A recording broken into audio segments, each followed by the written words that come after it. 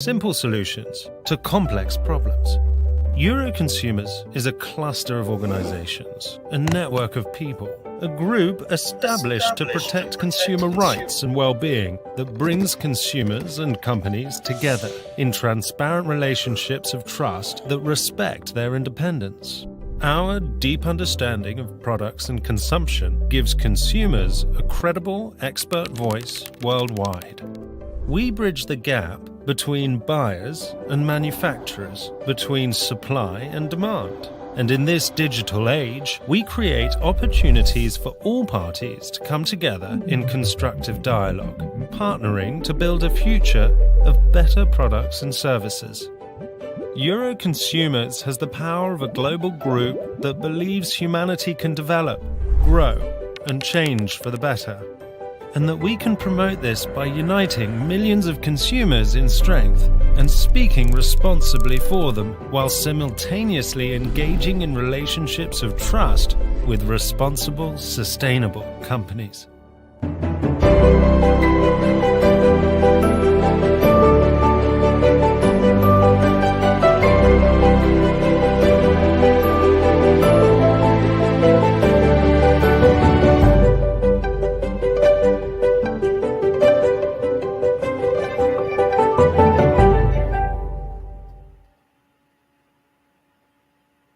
Good afternoon and welcome to September's edition of Start Talking.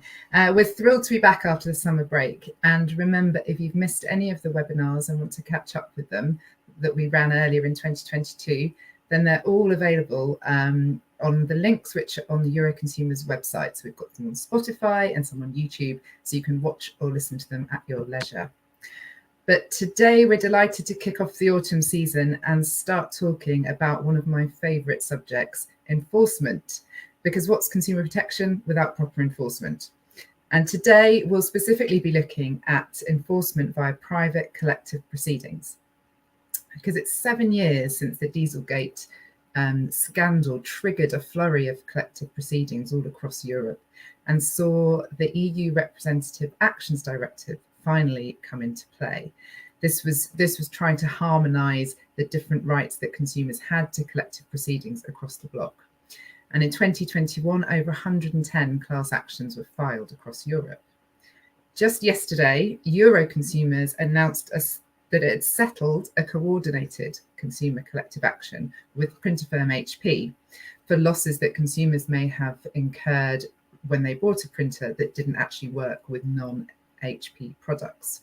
So what better time than to dive into the present and future of collective consumer actions and enforcement and hear what we need to do to make it much more effective across borders in our global digitalized markets. We're going to be talking about whether better cross-border coordination can actually strengthen consumers' hands and force changes in company behavior. And we're going to be discussing what else might need to happen in the future to improve that, and also the key question of how all of these actions will be funded. I've got a really great panel today, and I'm going to introduce you to them now. First of all, we have Christine Riefer, who's a Professor of Law at the University of Reading. She's going to be kicking off our discussion today with some opening comments. Christine has international expertise. She's advised governments all over the world on how to reform their consumer laws, and her work's often cited at the highest levels in places like OECD, European Parliament, UNCTAD and WEF. And she's also, of course, cited in huge amounts of academic scholarship. She's currently writing a book on consumer protection and global e-commerce. She's a founding editor of the Journal of European Consumer and Market Law, and she leads the Cross-Border Enforcement of Consumer Law project. So this continues her long tradition of tackling the very practical, pressing issues for consumer protection, as well as teaching and researching in this area. So welcome, Christine. We're really pleased that you're here with us today. Thank you. Our next guest is Marco Cialdoni. He's also a lawyer. Actually, there's a lot of lawyers here today. He's an adjunct professor of law and management of digital content and services at the European University of Rome. He's also head of litigation and academic outreach at Euroconsumers. And among many things, he's got practical litigation knowledge and a deep understanding of consumer digital issues, consumer and competition law and collective actions. So welcome, Marco. Great to have you here. Thanks, Liz. Next, we have Paolo Martinello. He's an expert in consumer class actions. He led Altro Consumer, which is Italy's largest consumer association, for over 20 years and is now the president of their foundation. He was also formerly president of BEIC, the European umbrella group for consumer organisations, and he's been a professor at the University of Milan since 2014. Welcome, Paolo. It's great to have you here. Next, we have Rosie Yanu, who's a director at Fortress Investment Group. She's a solicitor at the Courts of England and Wales, and before joining Fortress, she worked at Bannon Capital. Prior to that, she was in the litigation department at Allen & Overy in London.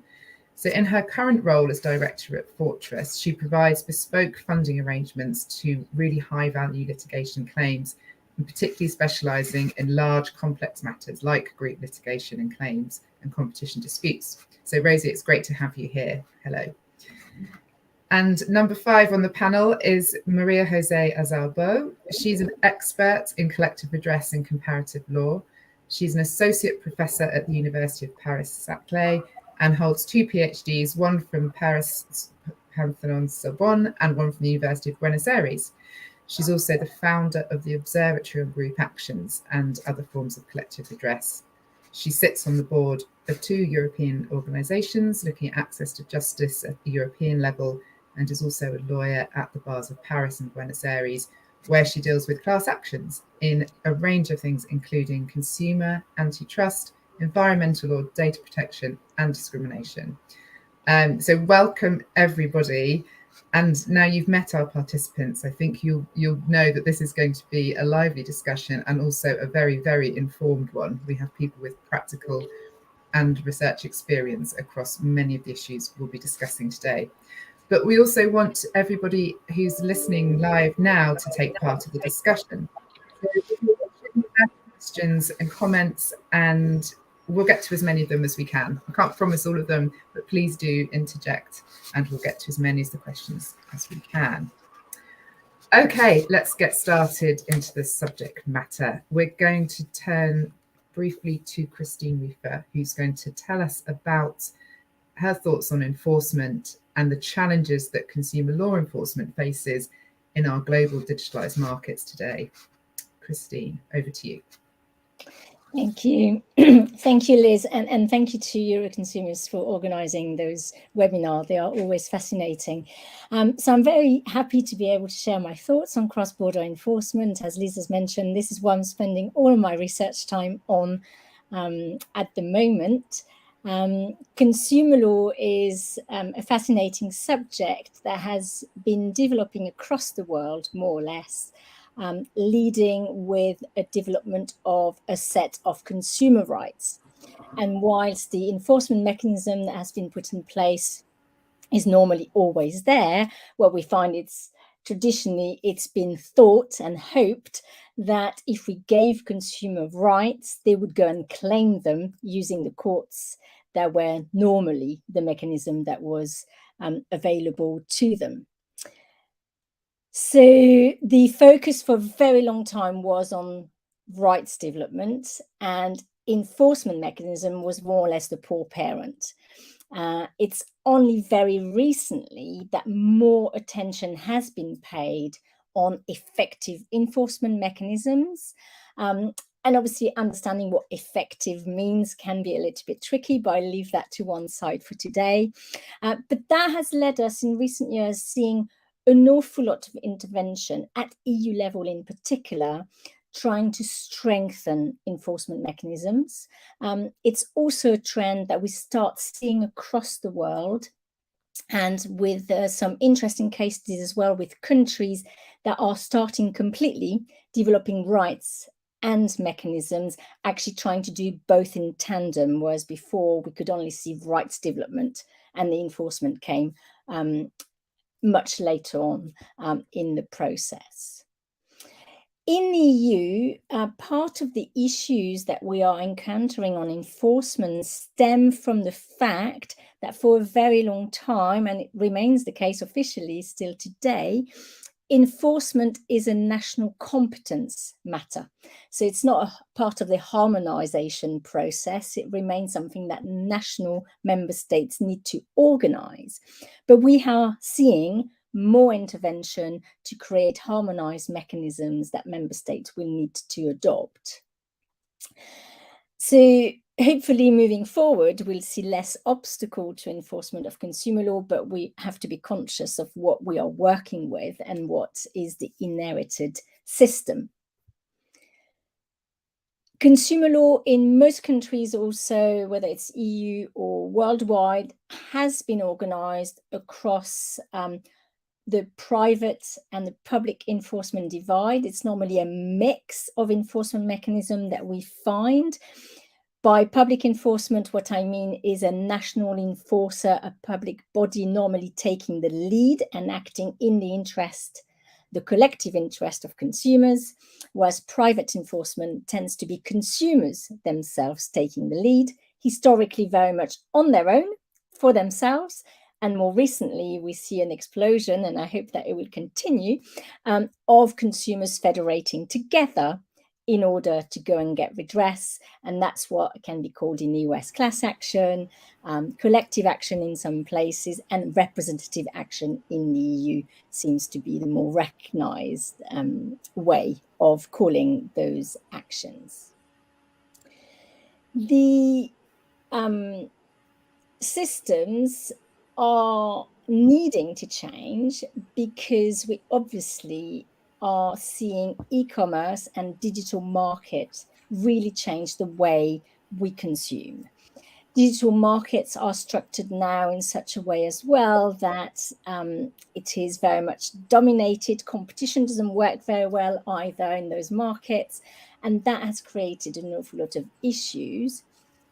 But one point that I want to bring to the fore, since we are talking about cross-border collective or representative action, is that with e-commerce changing the face of things, there is more and more need to go across borders to claim rights for consumers. And that's obviously a very tricky aspect of the digital dimension that we evolve in. Indeed, and that can be for consumers who buy something across border through a platform, and the trader ends up being in China or in another country that is not part of the EU, or also for intangibles, my data traded in exchange for browsing a site or watching a video, and so on and so forth.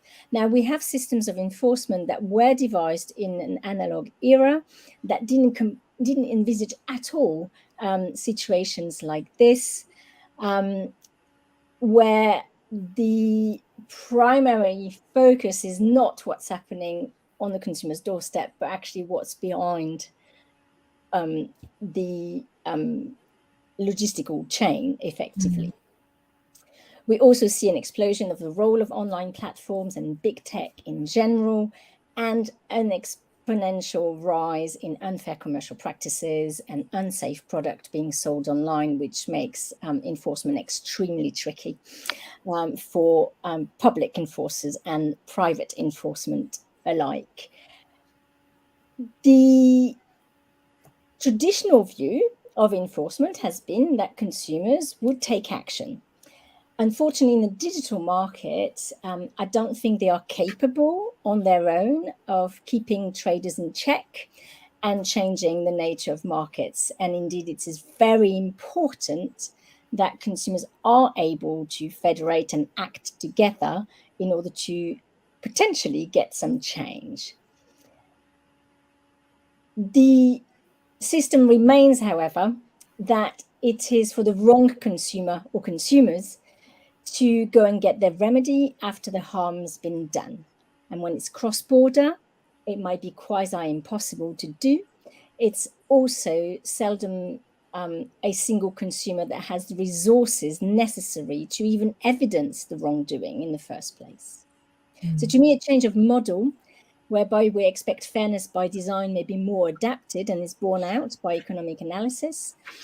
But what I would like to stress out, and that's the subject of today, is that a more systematic use of representative action, where the consumers act together, can help make that shift. We can discipline traders where public enforcement is either not possible or is not existent. Representative actions can be done in parallel in different countries and has been done really well in the Dieselgate case, indeed. So today we focus on the collective side, and we will hear from fascinating developments that I'm hoping will push the envelope and help solve some of the problems that consumers experience in the digital market. Thanks very much, Christine, for setting the scene a bit. I think what I'm hearing from what you're saying is that we used to have enforcement systems that were analog. We were in an analog world, and even they didn't work very well. And now we're in an even more difficult situation. We're in a digital world with analog systems which aren't working again, and that's having really big impacts on people. And I think allowing companies to behave in ways which infringe on rights. But quite positive there that collective representative actions could help. So I'm going to turn now to Maria Jose. You're a practicing lawyer and advisor to governments about representative actions.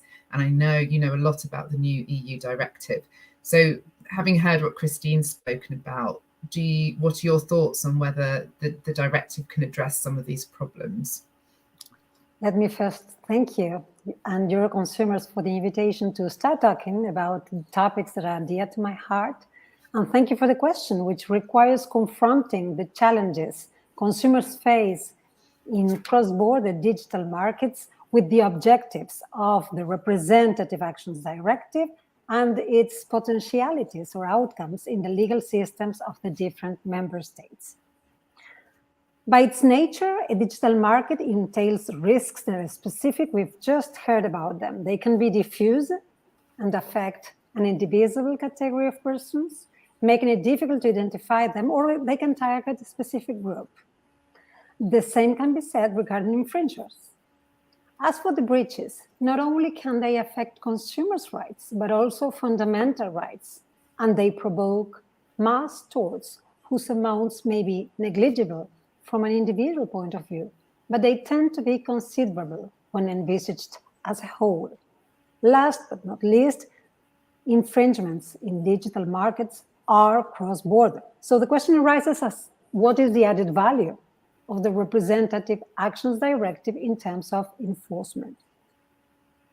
As expressed in its Article 1, the directive imposes member states to make available at least one representative action aimed at the protection of the collective interest of consumers while providing safeguards against abusive litigation. The good news therein for digital markets consumers are the following. Member states should, without such a mechanism, should soon be endowed with it. The collective interest is defined broadly in the directive as encompassing both diffuse interest and homogeneous rights. Qualified entities should be granted with the standing for cross-border representative actions within the European Union on a reciprocity basis, and both public and ad hoc organizations may be allowed to bring domestic action. Opt-out is no longer demonized, nor is third-party funding, for which the Representative Actions Directive lays down requirements to be met. Therefore, in a way, the Representative Actions Directive does address some of the challenges faced by consumers in digital markets, and theoretically, one can expect cross-border litigation to increase. But the directive does not tackle properly several issues that are of the utmost importance in the field we're discussing today. I will only address 3 of them. First, the scope of the infringements that can take place within the digital market. They go far beyond general consumer law and the European texts that are included in the annex of the directive, namely the General Data Protection Regulation. And this is the reason why the Digital Service Act foresees to be included in the said appendix, which is positive. However, the directive only imposes the mechanism for consumers, that is to say, natural persons, leaving aside small and medium enterprises public undertakings, and legal persons in general. Moreover, competition law is not listed in the domain of representative actions. They are left aside. The antitrust infringements are left aside in digital markets. Even when the Digital Market Act speaks to gatekeepers, it does so from a compliance or ex-ante perspective and a public enforcement approach. That is to say that the directive, the representative actions one, does not enhance private enforcement for consumer, nor does it for undertakings. And all this reveals the problems of the sectoral approach taken by the European Union. Secondly, neither conflicts of law nor jurisdiction issues were faced by the Representative Actions Directive. Therefore, when discussing infringements that are by nature cross-border, one may fear there is no European-wide solution for European-wide infringements from an international private law perspective. This means a European-wide consumer rights infringement will have to be litigated state by state and or in an anchor defendant's country, but only with an opt-in basis for consumers for other states. Thirdly, despite academic consensus that effective consumer redress for a smaller amount of damage requires opt-out, the directive leaves the choice between opt-in and opt-out to the discretion of member states, whilst prohibiting opt-in for injunctions and for cross-border representative actions. In this regard, consumer protection options will be more limited after than before the directive in some member states, such as the Netherlands, wherein the Dutch weekend regime allows the approval of European Union-wide opt-out settlements that from now on may be argued to be unlawful. I could mention many other shortcomings, but my time will be over. So let me wrap up saying that the directive needs to be analyzed together with other texts, such as the GDPR, the DMA, and the DSA, as well as the specific texts, if we are dealing, for instance, with finance matters. And whilst the directive does address some of the enforcement challenges for consumers in cross-border digital markets, providing for a device for collective redress, the features of the representative actions may be ill-adapted for the characteristics of cross-border digital markets breaches.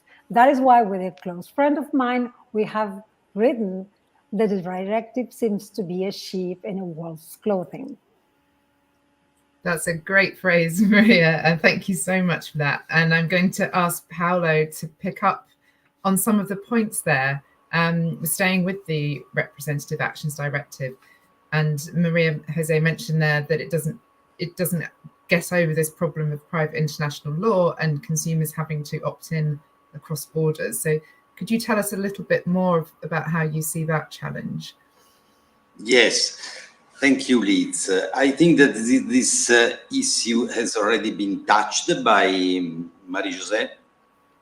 And if you agree, I will try to give you some concrete example. What does it mean that the directive does not change or does not adapt the private international law instrument that we have today in the field of jurisdiction and applicable law?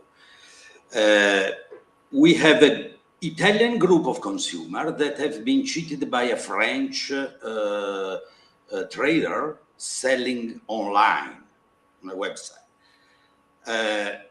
If this consumer desires to claim against this trader, if they do that individually, accordingly to the Brussels regulation, they have the right to claim in front of their jurisdiction, in front of their judge.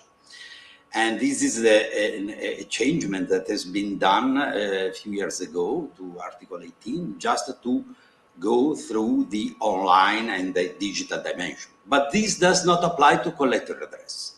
So if that consumer wants to adhere to a collective action introduced by a qualified entity in Italy, this action, representative action, has to be introduced in France. So this is a concrete example. Let's take the Dieselgate case. Christine said at the beginning that is a good example of cooperation among associations. This is true.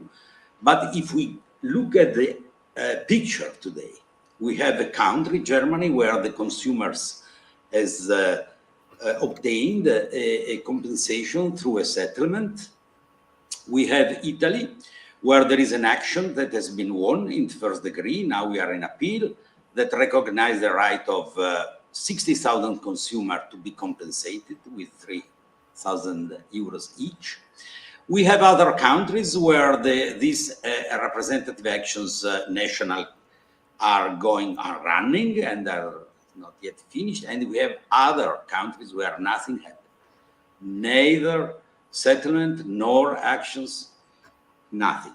So this is not a good picture from an European consumer point of view. We have a fragmentation. Will be this fragmentation overcome by the directive? I don't think so. This is a problem. I don't think so, because the directive introduced, as you mentioned, a number of rules, or does not change the rules of private international law. And the consequence is that in a Dieselgate case of the future, the only solution, or at least the solution that will be probably the more attractive from a national qualified entities, will be to go into court in their country. They will be able to do that accordingly to the tort law and their Brussels regulation. And is it forbidden to organize a unique, to conglomerate an action in one country? No, it's not forbidden. I could do that in the trader forum. I could do that, but it's not convenient. It's too complicated. In this kind of action, I will have a number of qualified entities that are obliged to go abroad, and this is very low attractive, as we know, because of languages, because of different, the form of process that will change the rules. And even the problem of opt-in and opt-out, if I go there for my Italian consumer or the Spanish qualified entities for the Spanish consumer, this consumer will be obliged to apply the opt-in system, even when in their country there will be, hopefully, an opt-out system. So this disadvantage will surely be an obstacle to conglomerate the actions against one trader. So the problem is that in front of an international dimension of traders of digital world, the dimension of qualified entities is still national. And this is a gap that we should try to solve in the future. That's great. Thank you for explaining that in concrete terms. It's making me think we need to bring Marco in now, because you've trying to work within the current framework, which as Paolo and Maria have explained, isn't perfect, but you've developed an approach to coordinate actions or get things going across borders. Can you tell us a bit more about your recent case, where the result was announced yesterday, and also how you've approached other actions across borders?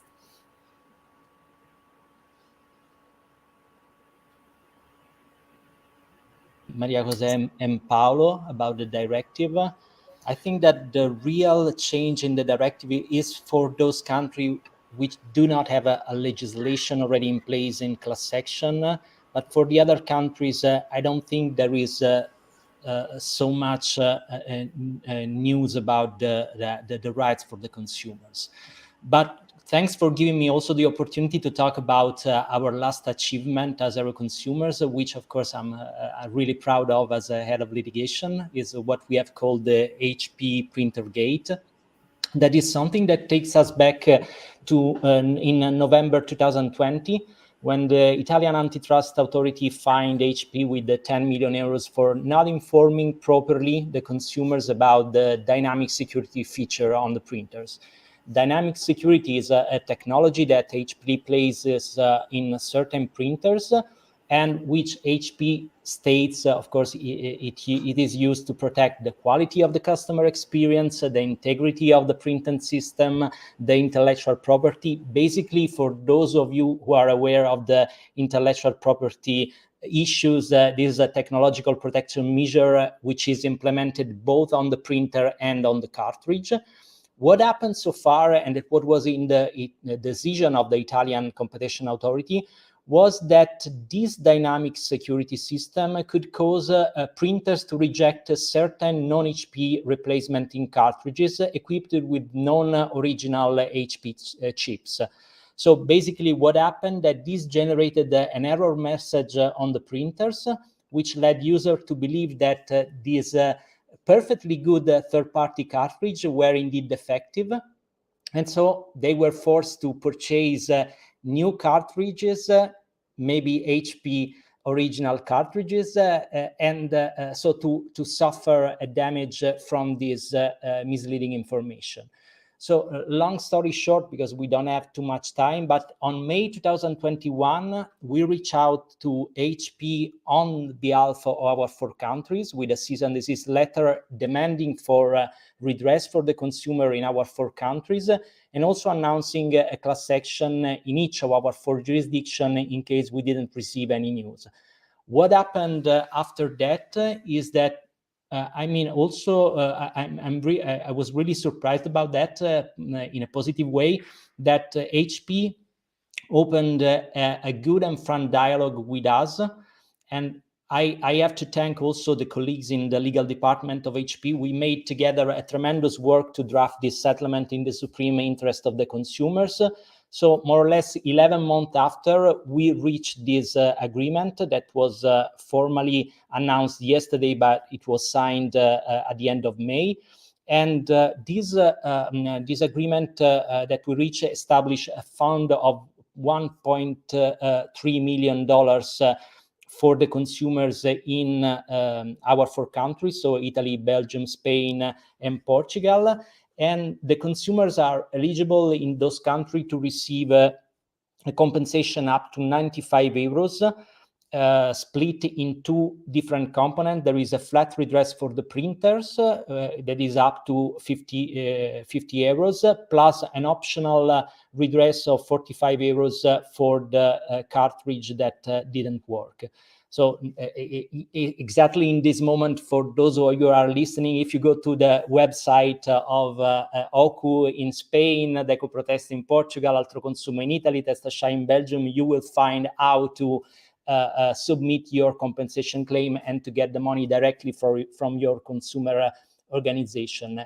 And this issue with HP, and also the path that we follow with HP, is the continuation of a strategy that as a consumer we started several years ago, what we call this coordinated action. And it means that we try to move together in the 4 jurisdictions on specific issues that are at European level. So the lesson that we have learned so far is that for sure that we are stronger together. So all our recent class actions or legal initiative clearly shows that we become a serious threat for a market player when our national organization act together. So the coordinated class actions is an added value that we have to keep in mind for the consumers.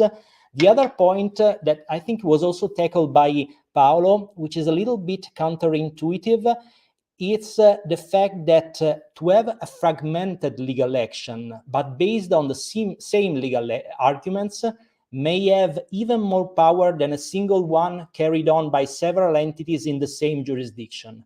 So this seems a little bit in contradiction with the idea of cross-border actions in the directive, but at least on our experience, we tested that this works because this forces the market operator to defend himself in different judicial contexts with different procedural rules, and also on the brand, the fact that you are attacked in different member states in the same moment, this as a value for the market player. So this is one point. The second point is that the third point, is that it's good to have different entities, but it's also good to have one single point of contact. What I mean by this is that multiple class actions are an excellent tool, but when it comes to a settlement, the opportunity that we offer as Euroconsumers to have one single point of contact and one single voice to decide to withdraw simultaneously several actions is well perceived, and it works as an accelerator to reach the goal. So I stop here for the moment, and maybe we can discuss further later on.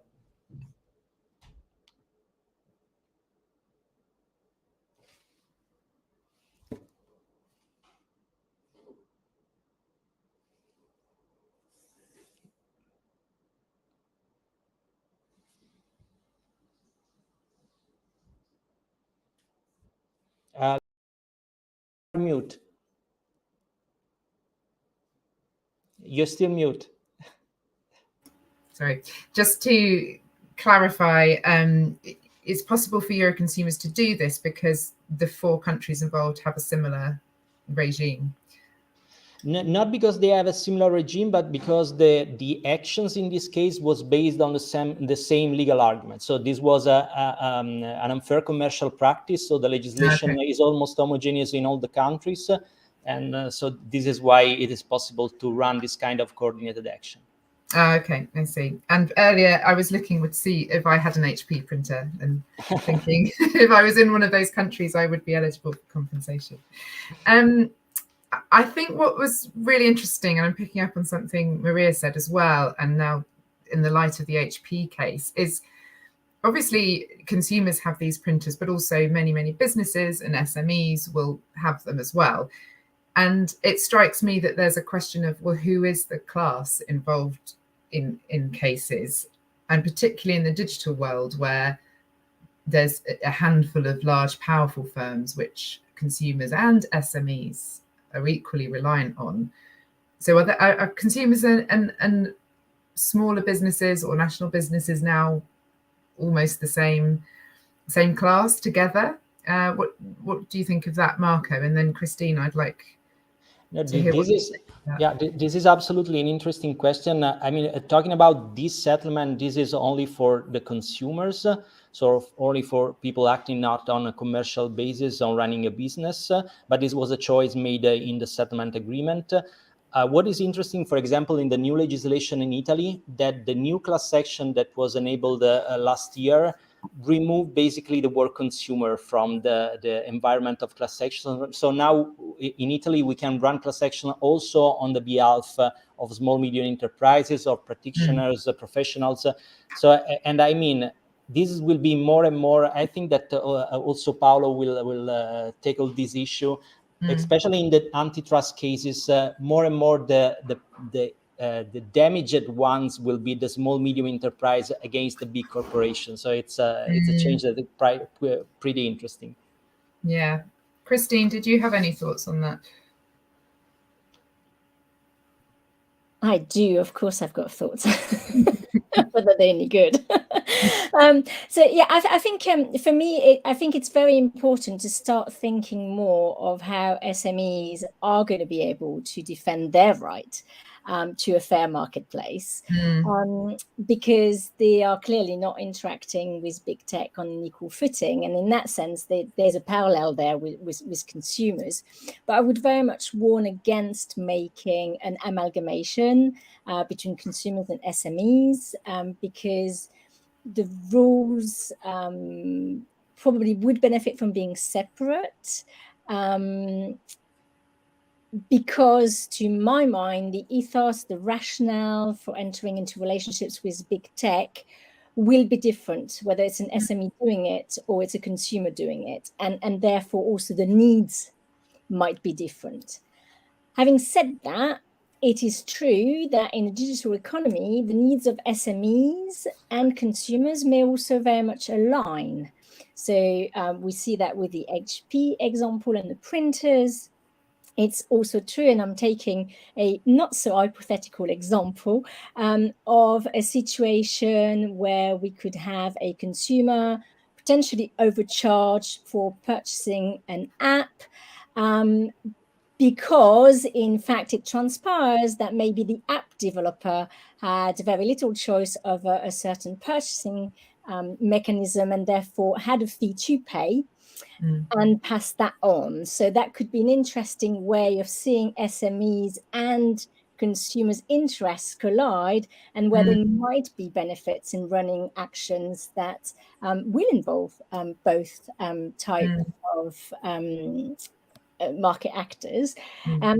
The question itself, in the legal sense of who is the consumer, who could be part of a class, is not very new. I mean, I remember a case when I was a student, that's a long time ago now, and studying in France, where we had a strand of the case law that looked at the non-professional trader who may have an alarm system installed in their shop, and therefore where they qualified to really understand what they were entering into, and should they get remedies similar to those offered to consumers. Every system, my guess would be, will have a different response, a different legal response. But I certainly think that from a legal standpoint, either we could go the Italian example, when we have a collective action and it can be used by whoever needs to use it, or we can have parallel systems, but we could also build bridges. So in American colleagues will know that as the amicus brief idea, where consumers may be running a collective action, a representative action, but I may have an SME representative actually giving a statement to inform the court as to what the problem is, and the impact that it might have. That might be wider, and that might be taken then into account in the way perhaps damages are awarded, or something like that. So I certainly think that was my preference, would be for a separate system. It's possible to have bridges and those systems to be open, and definitely the SMEs need some ways of also fighting those battles. Yeah. Maria, did you want to come in on that point as well? Almost everything has been said. I would just like to add that encompassing all the victims in a class requires enlarging both the material and the personal scope in the directive. But in the end, this will be beneficial for the victims from an access to justice perspective. It will be beneficial for the funders, for the third-party funders, who will be more motivated to fund the case, because the whole compensation sought will be considerable, and it will be beneficial for the defendant, who can achieve global peace through the same proceedings. Yes. Yeah. Thank you. That's a great point to round that off with. And you've given us a lovely link into the next area we'll be discussing, which is funding and resources. So third-party funding is relatively new as a concept in Europe for collective claims. So, and we're lucky enough to have a third-party funder with us today. So Rosie, can you tell us what a third-party litigation funder actually does, and give us a sense of how you work on these cases? Sure, and thank you very much for inviting me to join such an esteemed panel of experts. I feel like I'm very much in their wake in terms of their expertise on this area. But one thing I can talk about is funding. So I'm pleased you've asked me to cover that rather than anything else. So starting from basics, third-party funders finance cases. That probably seems obvious, but we cover the costs of those cases.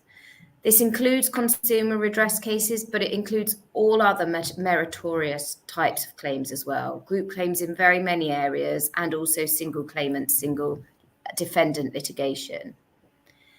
As a general rule, the litigation funder funds the costs of the claim on an entirely non-recourse basis. That means the funder bears all of the own side's cost risk, meaning there's no cost, risk, or exposure for the claimants in bringing the claim.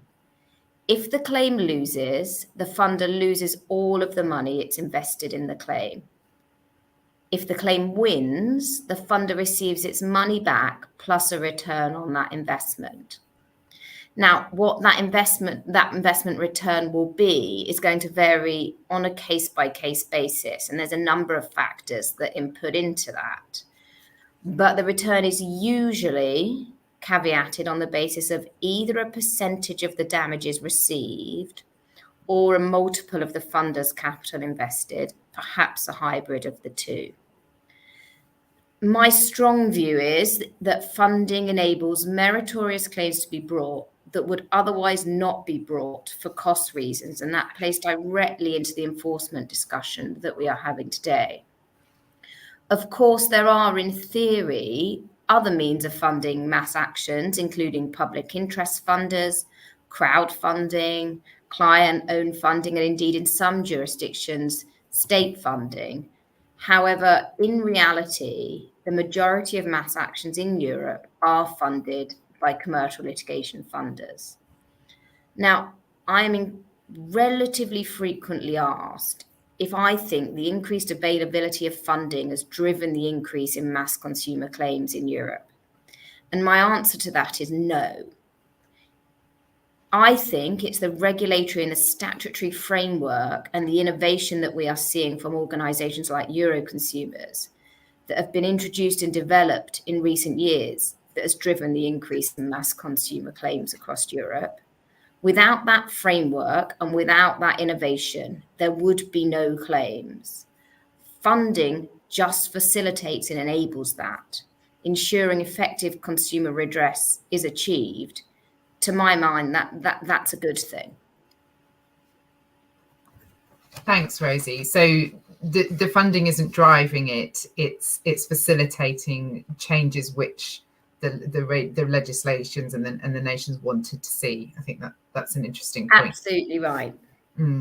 And Maria Jose, this is relatively new in Europe, and I do get the sense sometimes that third-party funding has a bit of an image as these kind of US style ambulance chasing, all in it for the money, and there's a little bit of reticence around it. So, but the directives opened it up as an option. How can we? What do you think would help avoid the risks, and what do you think the opportunities are with this type of funding? Well, from the outset, common law countries have shown that collective redress devices heavily rely on external funding.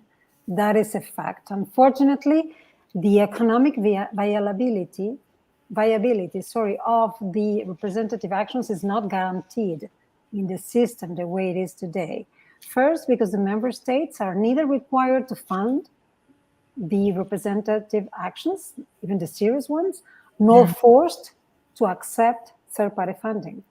Second, the Representative Actions Directive acknowledges third-party funding and sets forth that the courts shall be empowered not only to assess compliance in terms of avoiding any possible conflict of interests, but also to take measures such as rejecting the standing to sue for the entity or requiring the latter to take measures against the funding, refusing the funding, changing the funder, etc.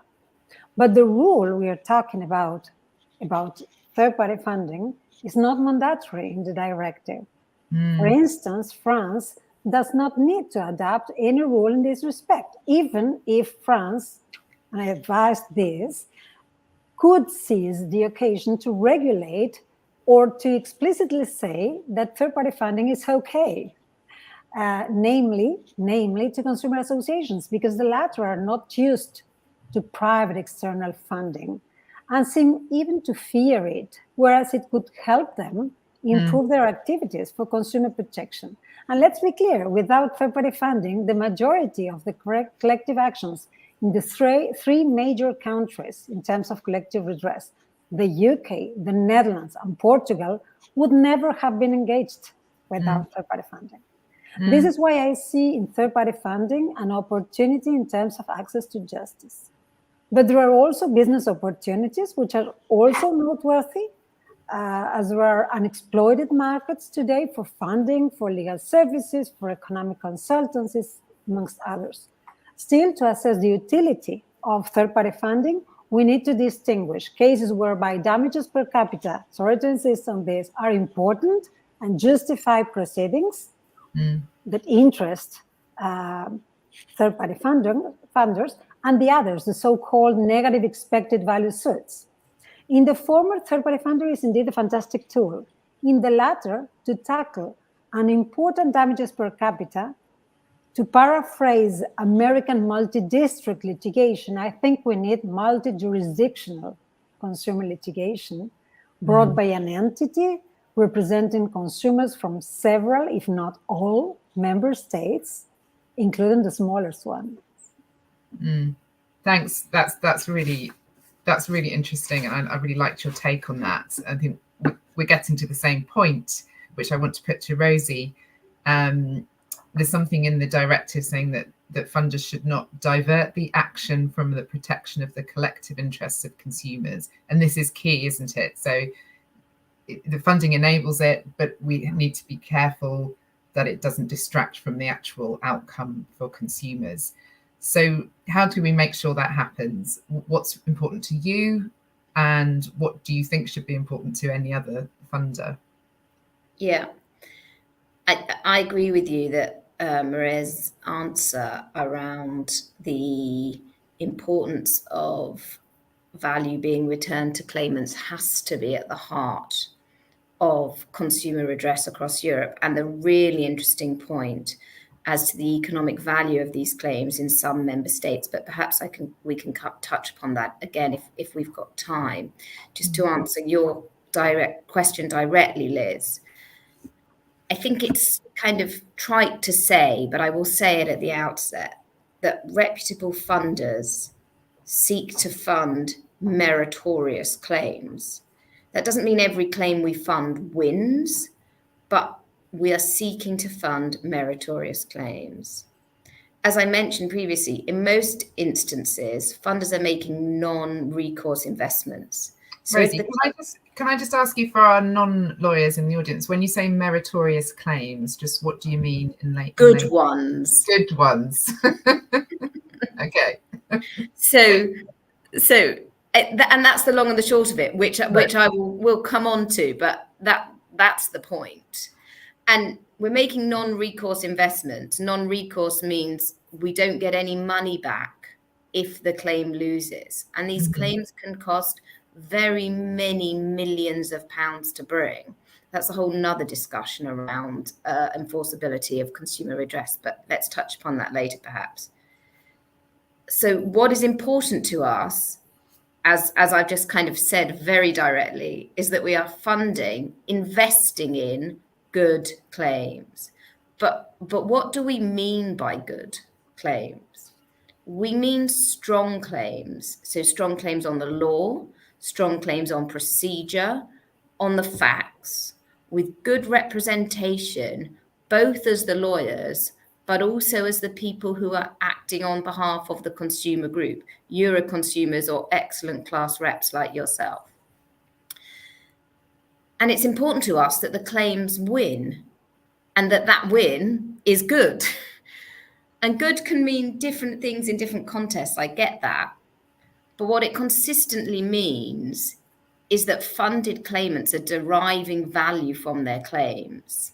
Because if they're deriving value, almost inevitably we're deriving value when you look at it at that pure commercial level, which is not the only way we look at it. But it's an important one. And at that level, our interests with the claimants are completely aligned.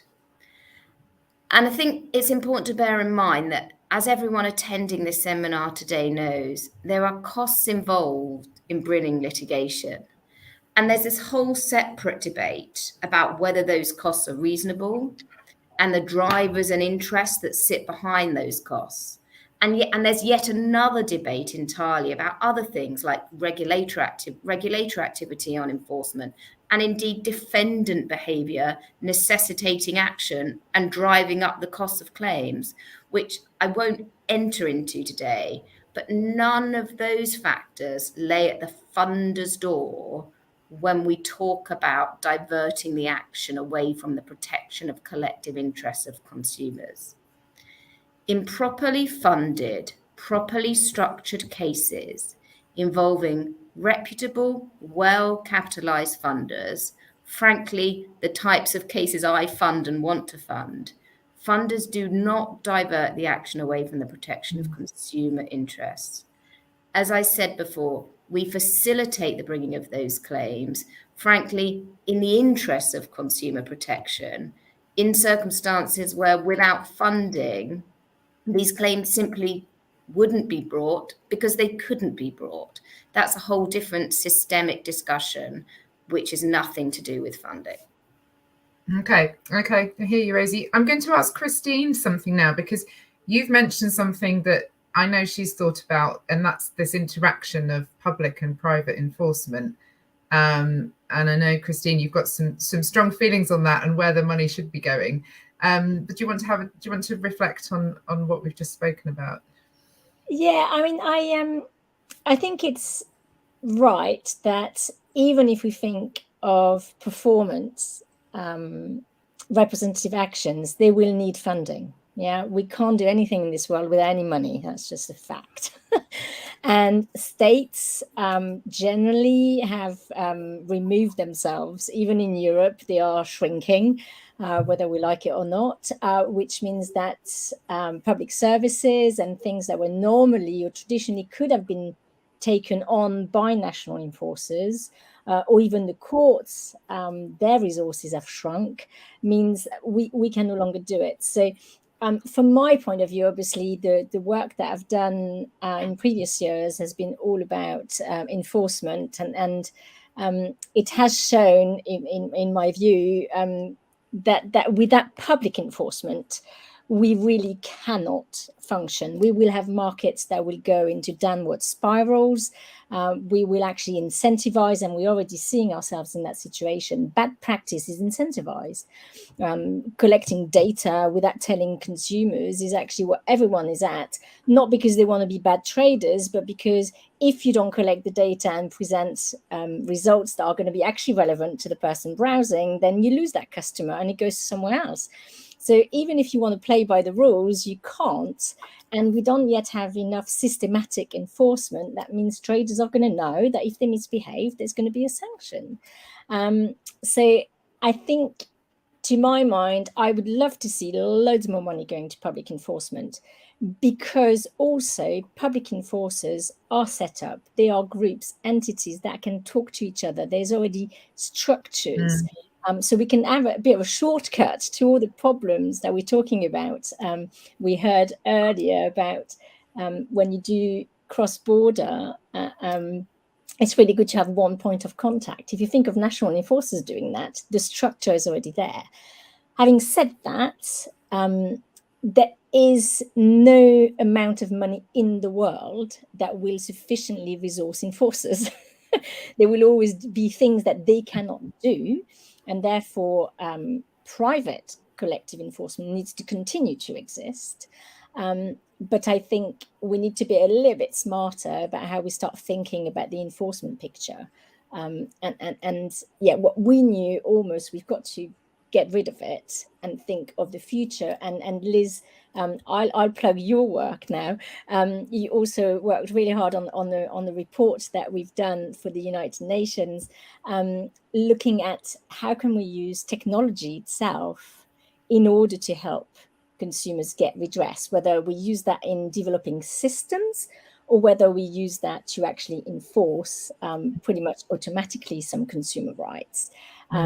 And I think there needs to be more reflection. And since it's a good place to do that, I really would invite any researchers that's interested in the field to get in touch. We need to find different solutions. The actual system as it is, again, thought in analog era, no longer really suitable. And there was also no amount of private collective actions that will also solve the problem. So it's really a more holistic approach to consumer enforcement is probably what's needed. Yeah, I think I would agree with that. And it feels, I mean, right back to the first comments about the directive, that the challenge here is coordinating, which is always the hardest thing to do.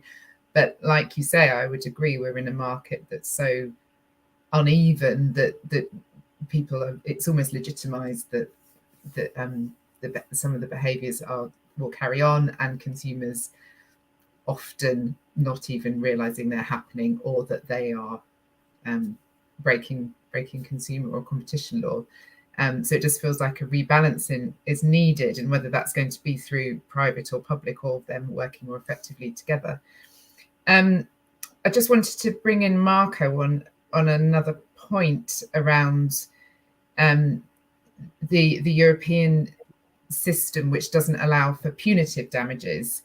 And does that mean that companies being listed against in Europe are willing to take the risk and run cases on for a while? Or are there other ways we can push the change that we've just talked about that we need in these markets? Yeah, thanks, Liz, for the question. It's pretty interesting. That was a political choice, a policy choice made by the directive in order to prevent the abuse of the use of the representative action. So what was stated in the directive was to avoid the recognition of punitive damages. This makes sense because they want to preserve the enforceability of the decision of a member state in another member state, because you can have some member state that doesn't allow to enforce a decision which contain punitive damages because it is considered contrary to their legal environment, which is not the case, for example, in Italy, where the Supreme Court already ruled about this, about the enforceability of a broad decision which contains punitive damages. But from a policy perspective, it's perfectly understandable.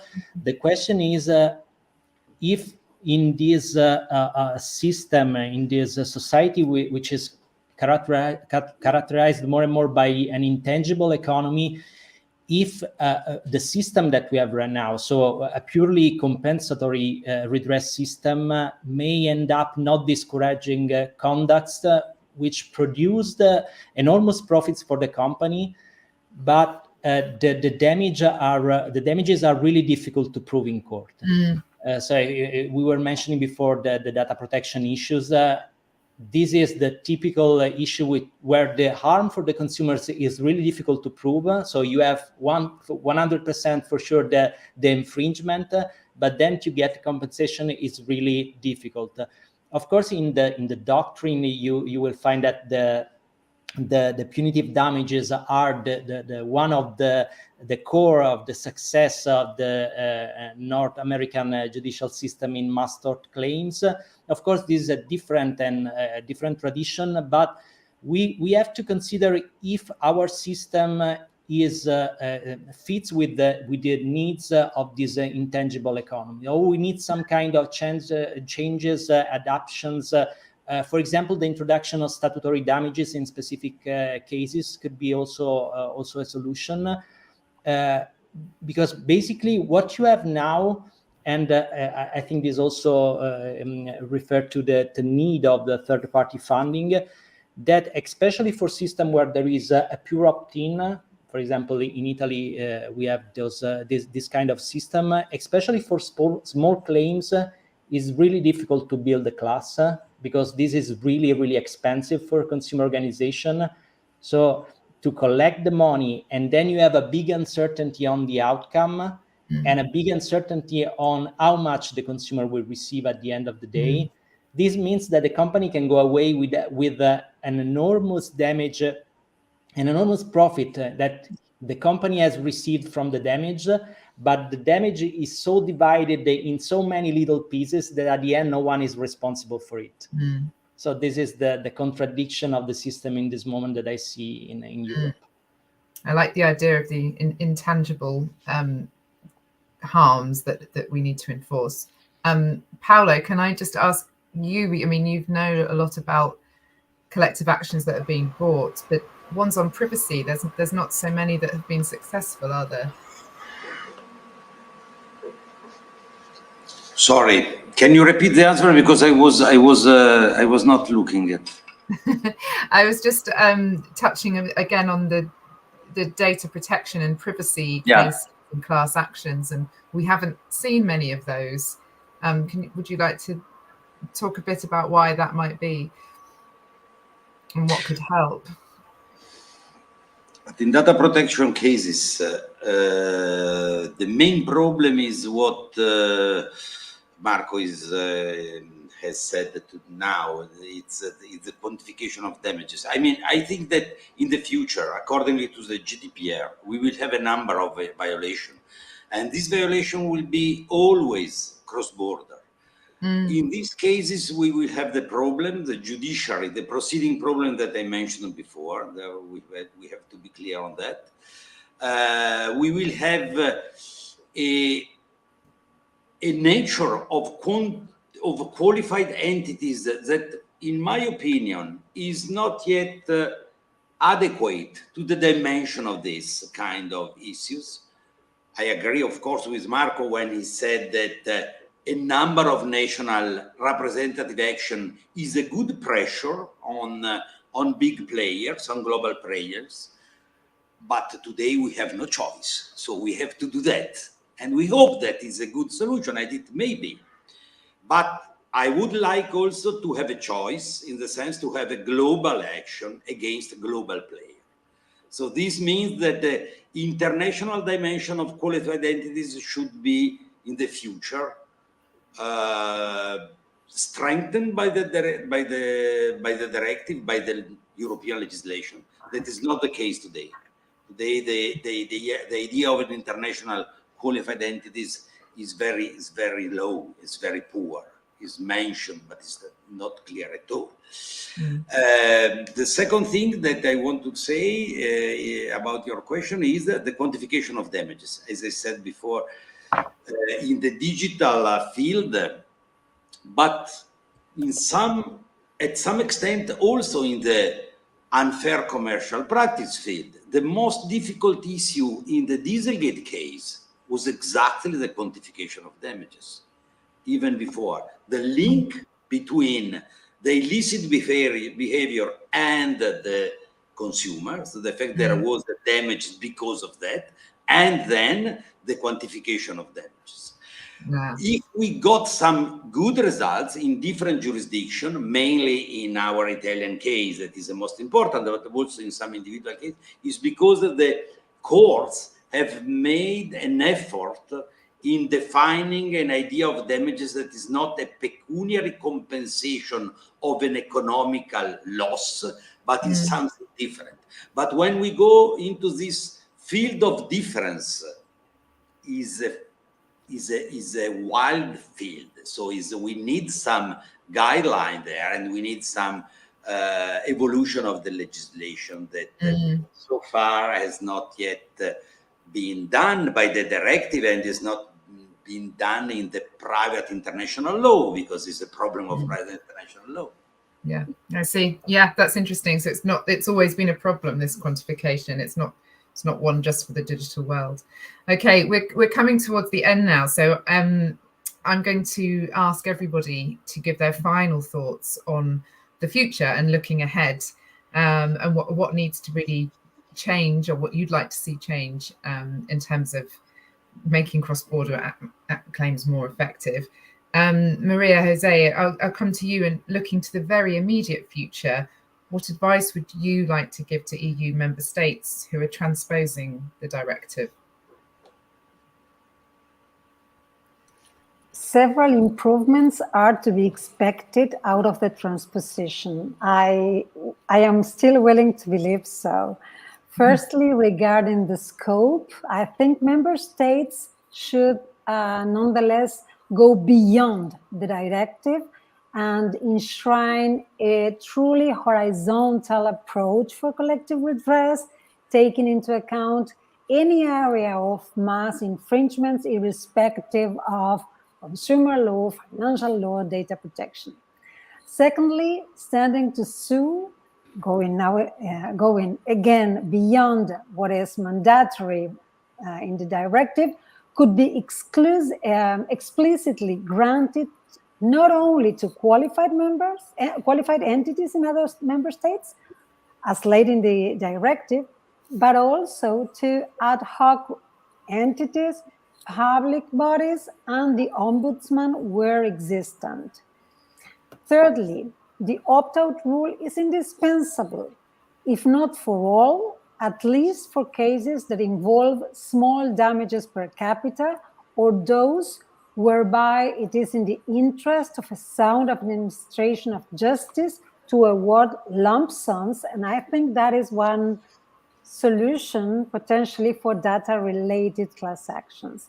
Opt-in could be reserved to cases wherein the damages per capita vary significantly after a declaratory decision, as it was set forth in the proposal of the Commission in 2018, and to cover with this structure, namely health-related collective actions.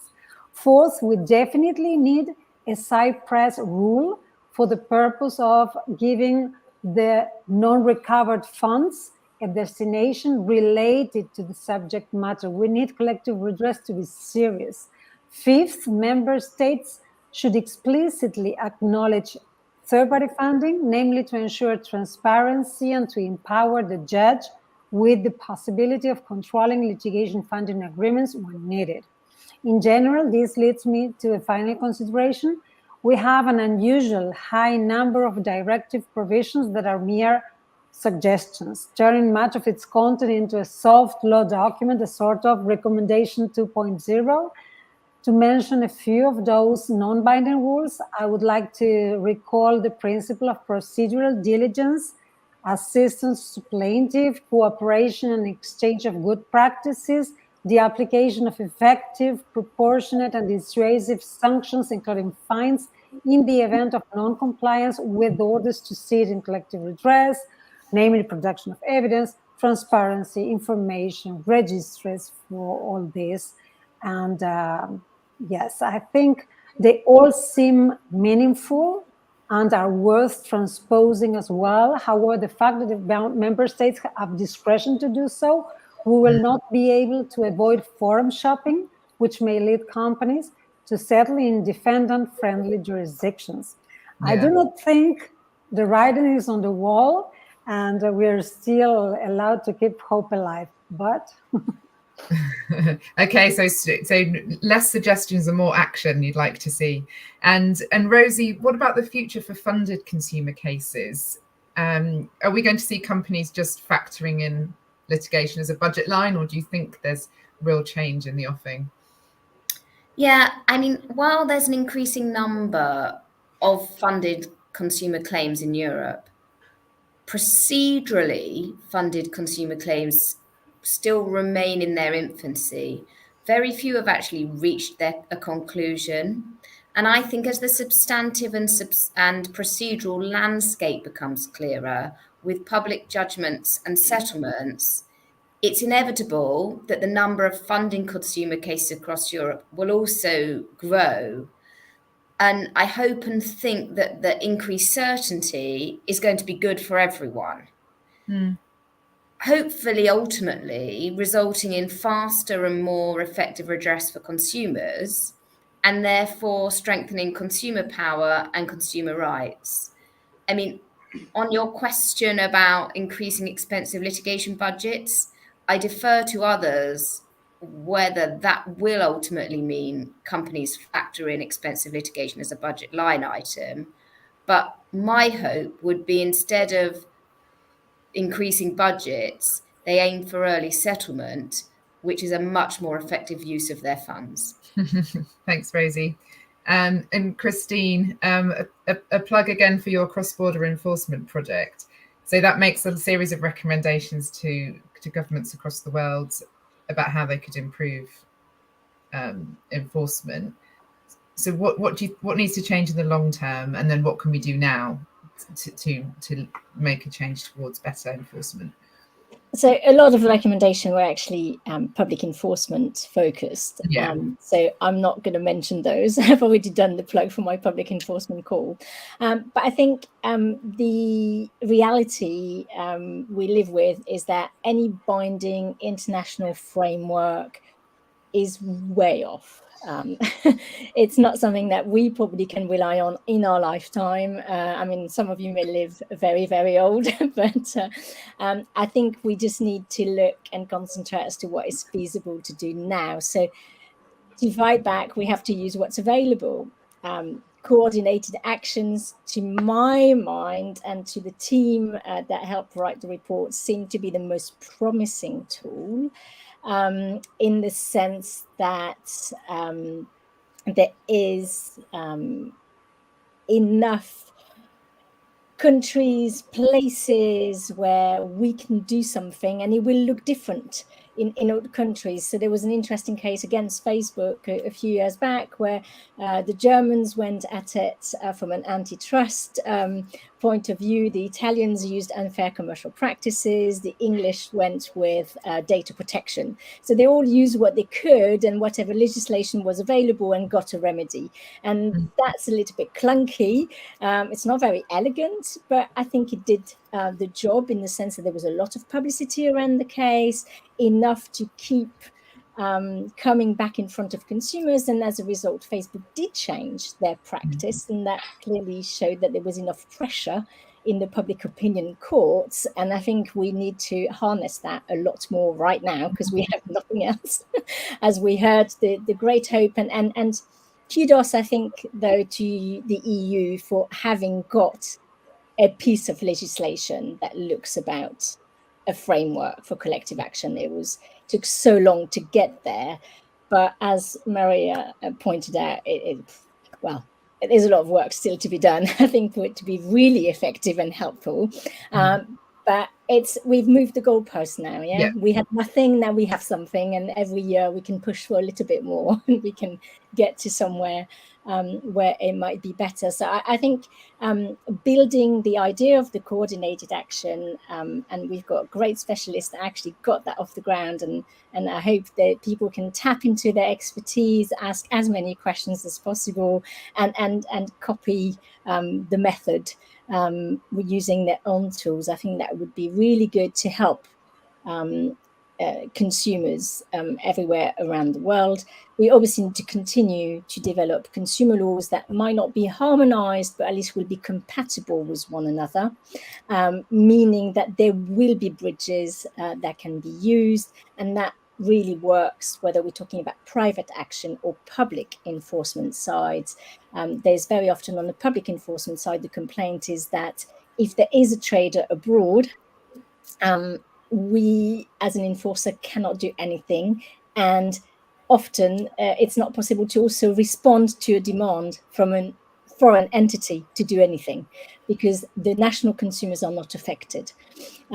So that's sometimes a problem. In the EU, we don't have this one so much, because we have got a system of the CPC regulation of actually having a means of asking an enforcer in another country to do something, but there are, again, limitations. And then just a reminder to everyone that we are living in a different world, whether we like it or not. We still have geographical borders, but the tech side doesn't think about that.